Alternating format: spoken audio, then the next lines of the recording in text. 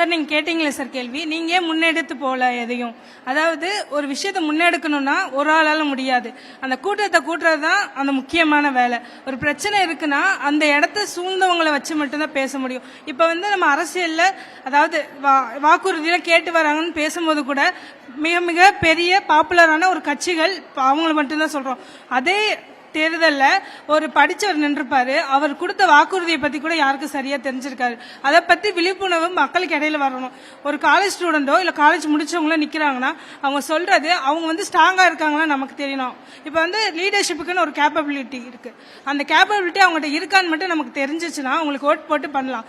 ஆனா அதுக்கப்புறமும் அவங்க அந்த லீடர்ஷிப்பை வச்சு என்ன மாற்றத்தை அந்த ஏரியாவில் கொண்டு வந்திருக்காங்கன்னு பார்த்துட்டு அடுத்த எலெக்ஷன்ல நம்ம டிசைட் பண்ணோம். ஆனா நம்ம என்ன பண்றோம்னா ஃபாலோ த ரூல்ஸ் அப்படின்ற மாதிரி ஒரே விஷயத்த திரும்பி திரும்பி பண்றோம். மாற்றத்தை ஏற்படுத்தணும்னா ஸ்டூடெண்ட்ஸ் தான் பண்ண முடியும். அவங்க சூஸ் பண்றது பிடிச்ச பர்சனோ இல்ல பிடிச்ச பார்ட்டி, இவங்க இது கொடுத்தாங்க நான் அது போடுறேன்.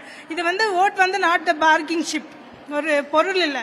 That's the rights and responsibility. அப்ப நம்ம அதை எப்படி யூஸ் பண்ணணும்னு இருக்கு. இப்ப இந்த ஓட்டிங் அவேர்னஸ் வந்தாலே போதும், எல்லாமே மாறியும் நான் நினைக்கிறேன். யங்ஸ்டர்ஸ் நிறைய பேர் வெயிட் பண்றப்ப யங்ஸ்டர்ஸ் பார்க்கணும், அதுக்கப்புறம் அரசியல் பார்ட்டிஸ் பார்த்து பார்க்கணும். Thank you sir.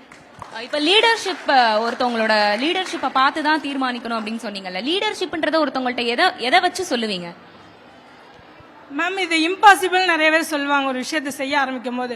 இங்க காலகாலமா இது இப்படிதான் இருக்கும், இதை மாற்றவே முடியாதுன்னு சொல்லுவாங்க. பட் அதுக்காண்டி அவர் எடுத்து வைக்கிற ஸ்டெப், அவர் போடுற எஃபர்ட்டும் தான். அதை மாற்றவே முடியாட்டியும் அதை மாற்றுறதுக்காண்டி அவர் எத்தனை டைம் முயற்சி பண்றான்னு இருக்கு. நார்மலா சொல்லணும்னா இப்போ ஒரு ரோடு இடிச்சுதான் கிடக்கும் அப்படின்னு இருக்கலாம்.